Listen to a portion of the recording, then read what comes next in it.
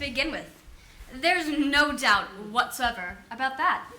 The register of his burial was signed by the clergyman, the clerk, the undertaker, and the chief mourner, and Scrooge signed it. Scrooge's name was considered good for any piece of business he chose to put his hand to. Marley was dead as a doornail. Now, I don't know what there's particularly dead about a doornail. I would think a coffin nail would be a dead piece of iron, but far be it for me to change expression, or the country's done for. So, permit me to repeat once again, emphatically, that Marley was dead as a doornail. Scrooge knew he was dead? Of course he did. How could it be otherwise? Scrooge and Marley have been partners for, I don't even know how many years. Scrooge was Marley's sole executor, his sole administrator, his sole friend, and the only man who mourned him. If Scrooge can be said to have mourned at all. Which brings me back to the point that we started from. Marley was dead. This must distinctly be understood, or nothing wonderful can come from the story we are going to relate. It was bitterly cold and fog was thick as pea soup on that Christmas Eve of 1843, when Scrooge sat busily in his counting house with his clerk nearby, trying to warm himself at a candle. But since he didn't have much of an imagination, he failed. To you, your soul too, and God bless you and send you a happy new year, and God send you a happy new year. Here we come a-wassailing among the leaves so green, here we come a-wandering so fair to be seen. Love and joy come to you, and to you your wassail too, and God bless you and send you a happy new year, and God send you a happy new year.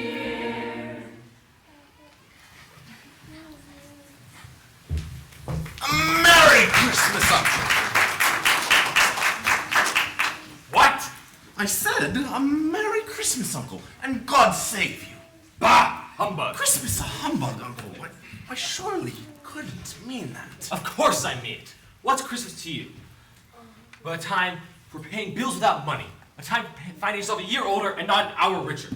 If I could work my will, every idiot who goes about with Merry Christmas on his lips should be boiled with his own pudding and buried with a stake of holly through his heart, he should. Why, Uncle, why would you say such a thing? Nephew, keep Christmas in your way and let me keep it in mine. Keep it, but you don't keep it. Let me leave it alone then. A lot of good it has done you. Well, there are many things from which I have benefited, even if they don't show a profit. Dare I say, Christmas among the rest. There are many profits in everything, even if you don't see them. Christmas is one of the times of the year, the only time of the year, where men and women seem open by one consent to open their shut-up hearts freely to each other as if they are fellow passengers to the grave. And that is why Christmas is the best time of the year. And it will do me good and has do me good. I say God bless it. Another sound out of you, and you'll keep Christmas by losing your position. Don't be angry, Uncle. Why don't you come and dine with us tomorrow? I'll see myself in hell first.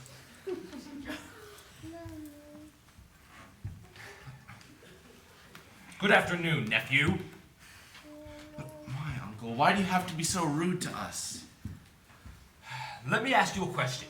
Why did you get married recently? Because I fell in love, of course. Love! You fell in love. Ha!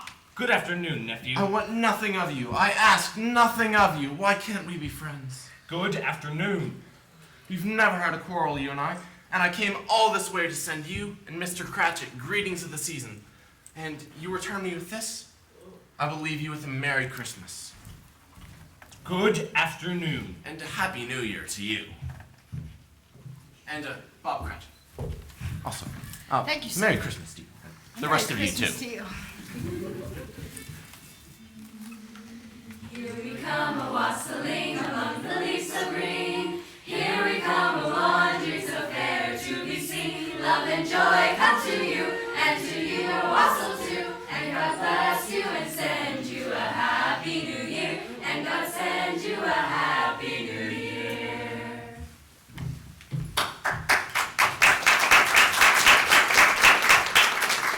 Scrooge and Marley's, I believe. Have I had the pleasure of addressing Mr. Scrooge or Mr. Marley? Marley's dead. In fact, he died 7 years ago, this very night. Oh, I'm quite sorry to hear that. But I have no doubt His generosity is well represented by his surviving partner. At the festival season of the year, Mr. Scrooge, it is more than usually desirable that we should make some slight provision for the poor and needy, who suffer greatly in the present time. Many thousands are in want of basic needs. Hundreds of thousands are in want of common comfort, sir. Are there no prisons? Did they disappear? Oh, no, sir. There are still plenty of prisons. And the workhouses for the poor? Still in operation, I assume.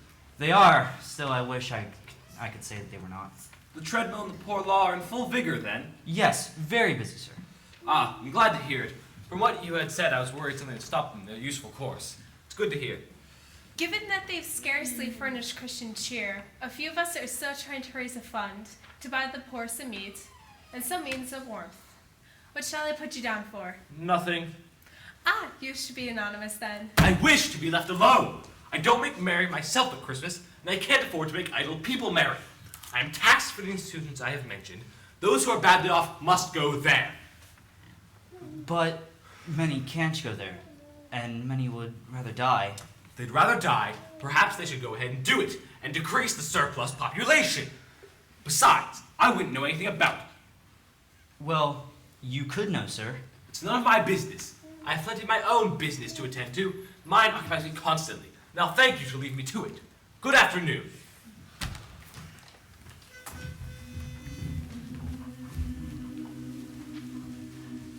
Rest ye merry, gentlemen, let nothing you dismay. Remember Christ our Savior was born on Christmas Day to save us all from sin, to power we on astray. Oh, tidings of comfort and joy, comfort and joy. Oh, tidings of comfort and joy. From God Our Heavenly Father, a blessed angel came, and on Get away from you! I ain't asked for that noise!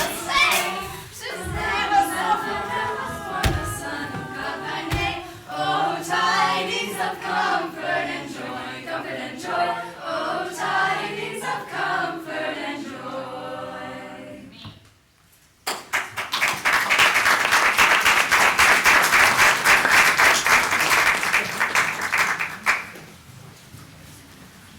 You'll want all day tomorrow, I suppose. If it's quite convenient, sir.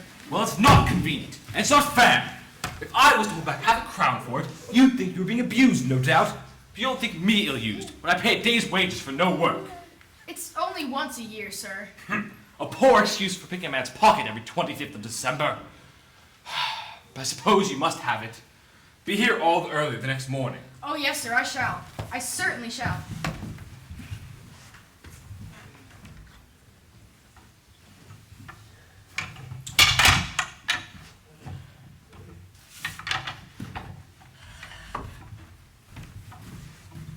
Father! Hello, my dear son. Father, I've been waiting for you. Let's go by Cornhill and watch the children play. Someday you will be there too, playing with them. I feel like I'm getting stronger every day. And do you remember what tomorrow is? Christmas Day. And I have to have the whole day off to celebrate with my family. Hooray for Christmas! Deck the halls with boughs of holly, fa la la la la la la la. 'Tis the season to be jolly, fa la la la la la la la.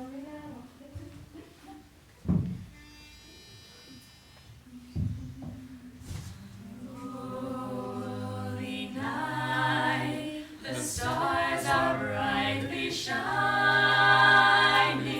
It is the night of our dear Savior's birth.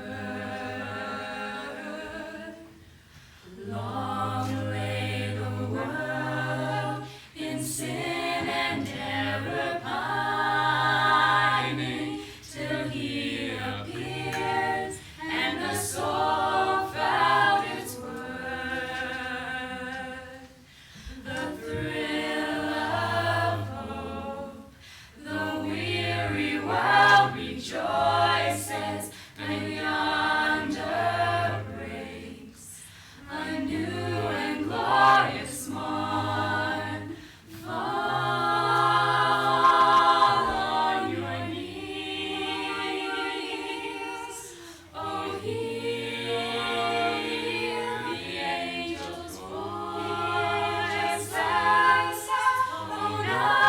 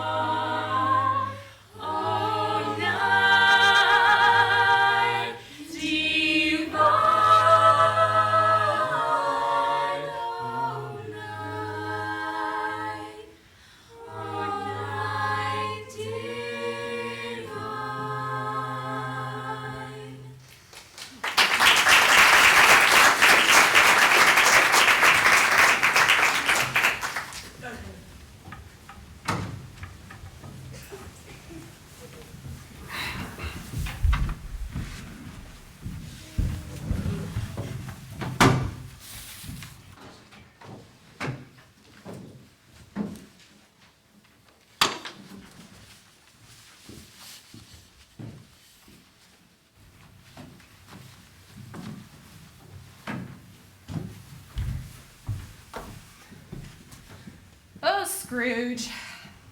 He was a tight-fisted hand at the grindstone, he was. A squeezing, wrenching, grasping, scraping, covetous old sinner, to be sure. He iced his office in the dog days and didn't thought one day at Christmas. Scrooge always took his melancholy dinner, same melancholy tavern, and tonight was no different. Read all the papers and beguiled the rest of the evening with his banker's book before he took himself home to bed. He once lived in the chambers that had once belonged to his deceased partner.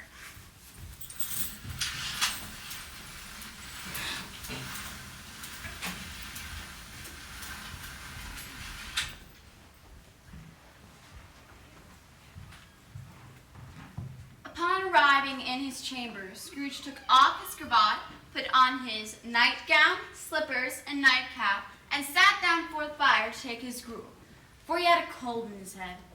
It was a very low fire indeed, nothing on such a bitter night. He was obliged to sit close to it and brood over it, for he could extract the least sensation of warmth from such a handful of fuel.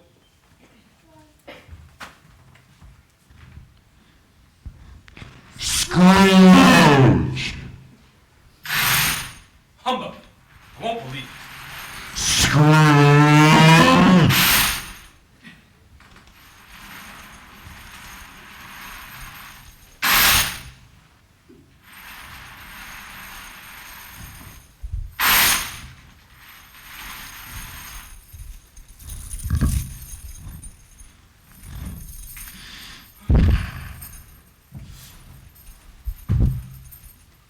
How's this?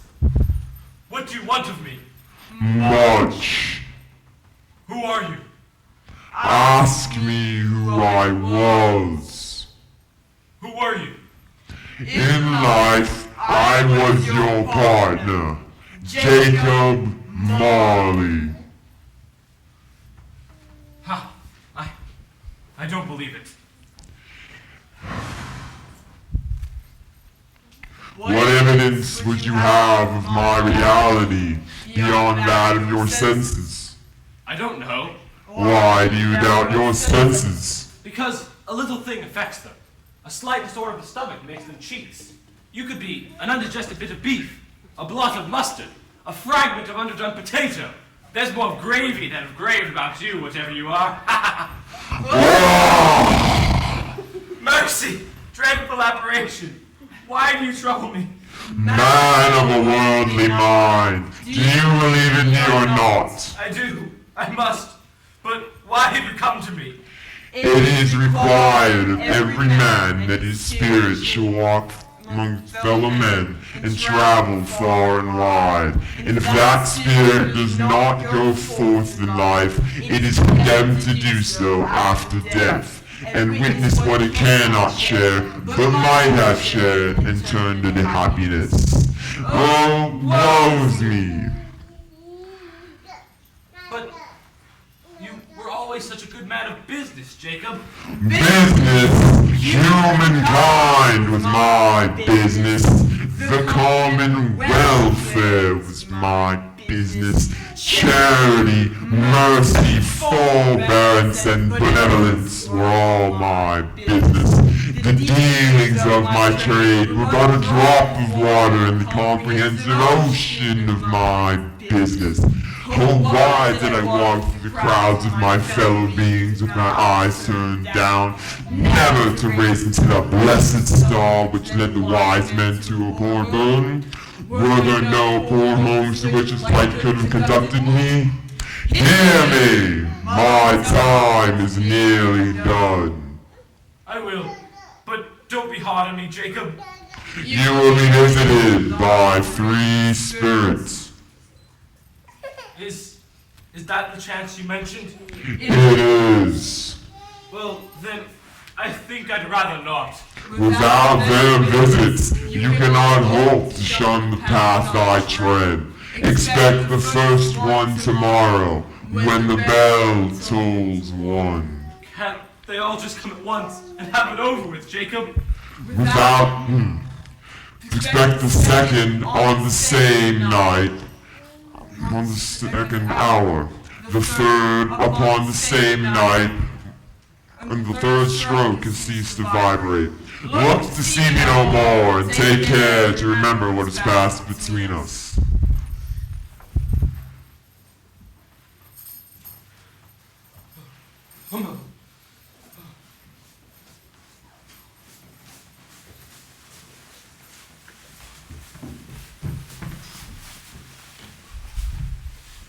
And so Scrooge lay in his bed and thought, and thought, and thought it over, and could make nothing of it. The more he thought, the more perplexed he grew. And the more he endeavored not to think, the more he thought. Marley's spirit bothered him exceedingly. Every time he resolved within himself that it was all just a dream, his mind flew back again, like a strong spring released to its first position, and presented the same problem to be worked all through.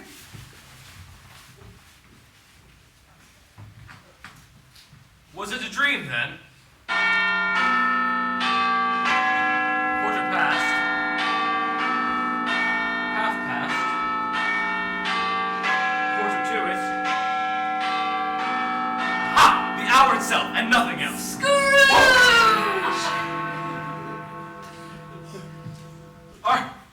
Are you the spirit whose coming I was foretold about? I am. Who? What are you? I am the spirit of Christmas past. Long past? No, your past. Perhaps you could turn on the light that accompanies you. What? Would you so soon put out the light I give? Yours are the dark passions of the world that would extinguish the light of truth. I'm sorry, I didn't mean to offend. What brings you here? Your welfare, of course. I can't think of anything more conducive to my welfare than a night of uninterrupted sleep. Your reformation, then. Take heed. Rise and walk with me. Good heavens! I was bred in this place. I was a boy here. Your lip is trembling. And what is that upon your cheek? What's what? Oh, nothing. It must be a pimple. Lead me where you would, spirit. You remember the way, Ebenezer. Remember it? I could walk it blindfolded. Strange how you've forgotten it for so many years.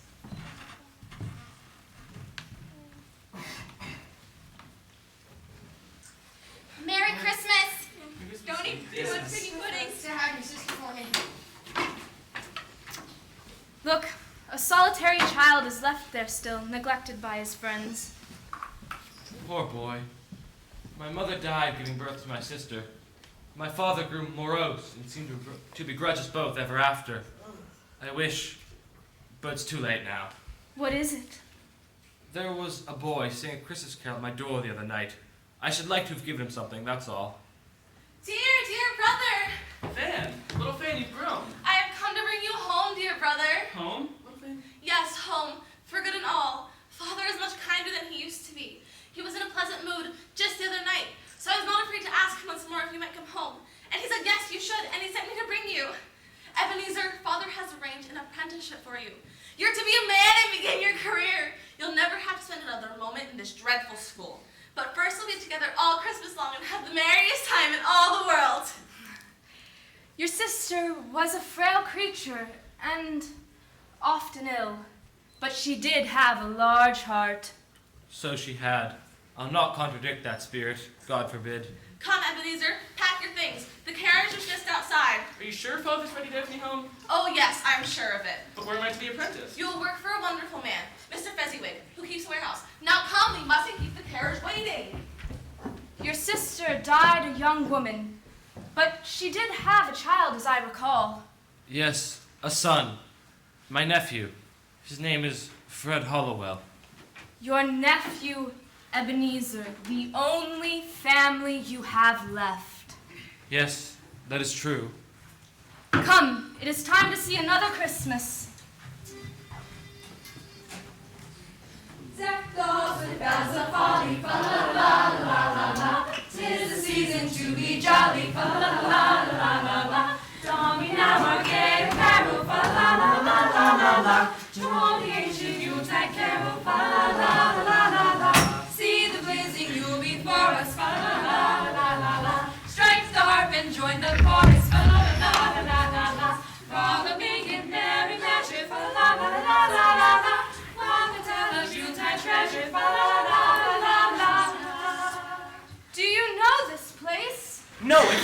where I was apprenticed. Look, it's old Fezziwig. Bless his heart. Fezziwig alive again. And there's Dick Wilkins. We were the best of friends. Yo-ho there, Ebenezer, Dick. No more work tonight, my boys. It's Christmas Eve. Life is too short for all work and no play. Hilly-ho, churro. Come on. Hey, how about some dancing and music?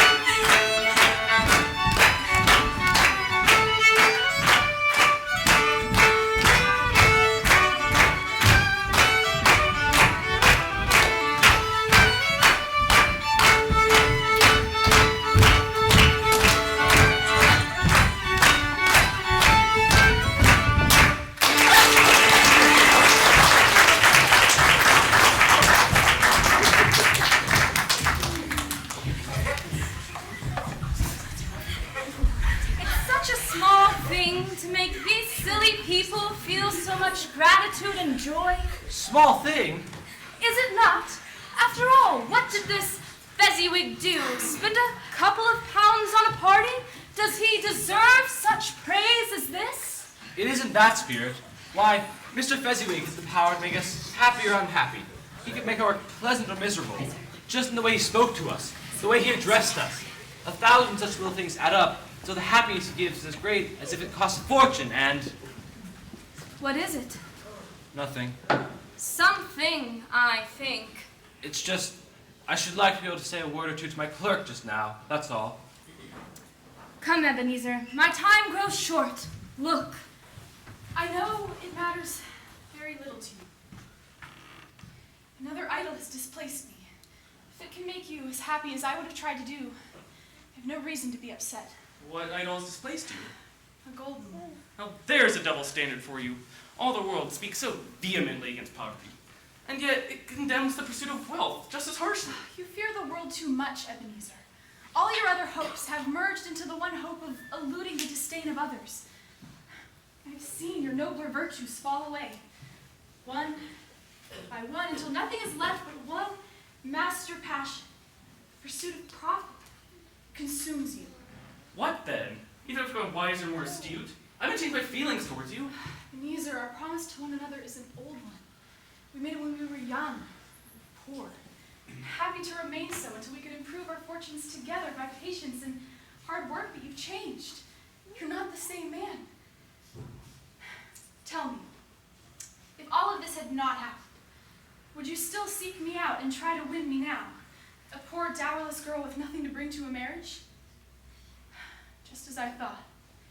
You may feel sad now, Ebenezer, but I am certain that you will dismiss the thought of me very soon, as if you were glad to have awakened from a bad dream.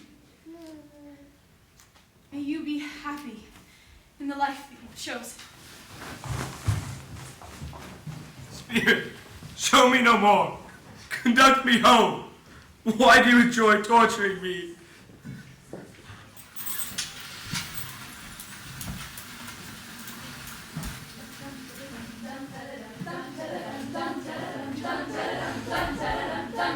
Hark, how the bells, sweet silver bells, all seem to say, throw cares away. Christmas is here, bringing good cheer to young and old, weak and the bold. Ding dong, lads, a song with joyful ring, all caroling. One seems to hear words of good cheer from everywhere, filling the air. Oh, how they pound, raising the sound, o'er the dales, telling the tale. Hear, ring, while people sing songs of good cheer. Christmas is here, merry,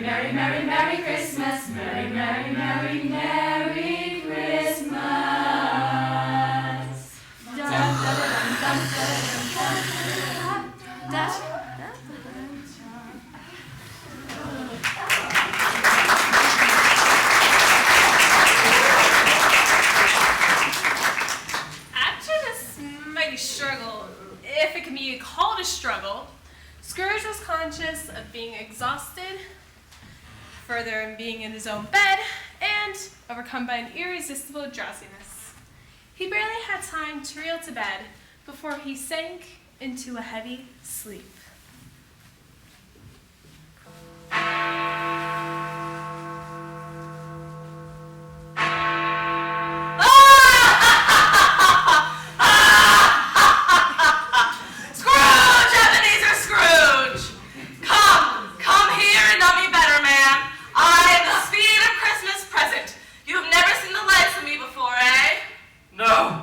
Never. You've never walked forth with any of my elder brothers born in these later years? I don't believe I have. Have you had many brothers, Spirit? More than 1,800! A tremendous family to provide for. Take hold of my robe, Ebenezer Scrooge. Where, pray tell, are we going? You will see.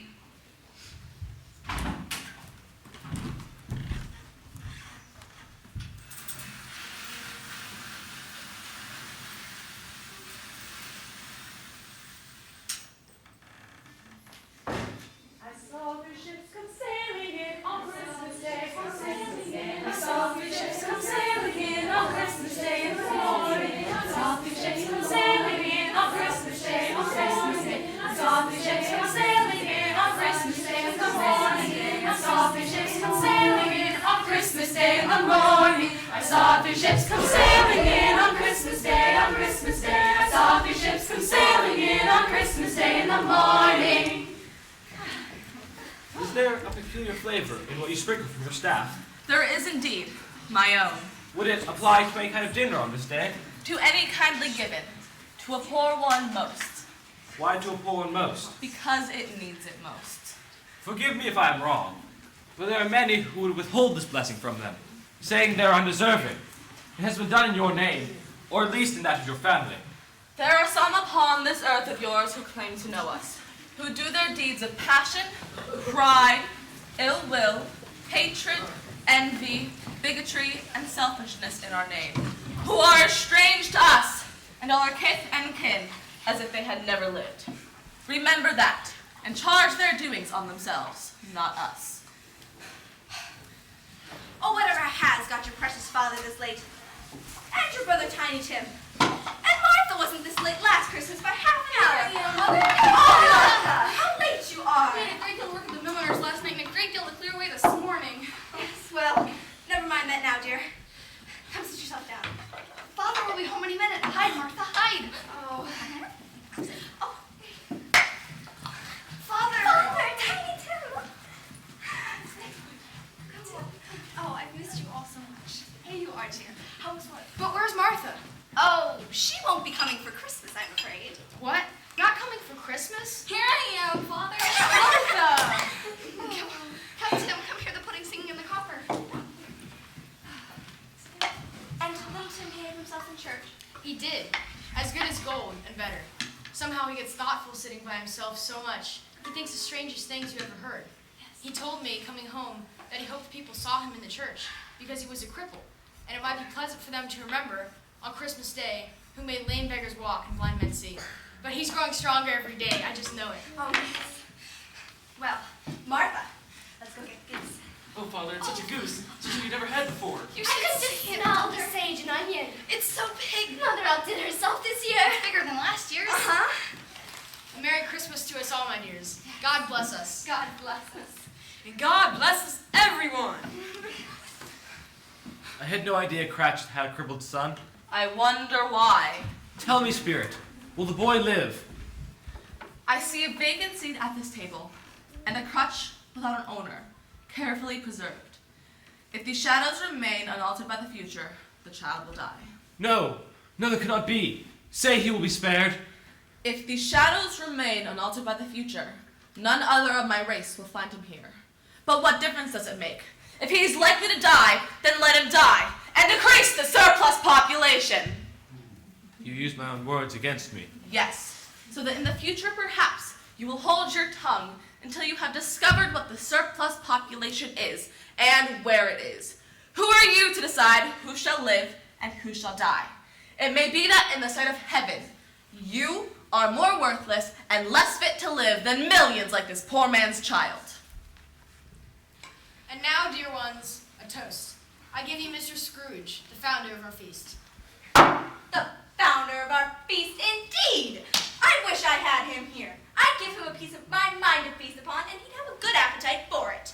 My dear, the children, Christmas Day. It should be Christmas Day when one would drink the health of such an odious, stingy, hard, unfeeling man as Ebenezer Scrooge. No one knows it better than you, Bob.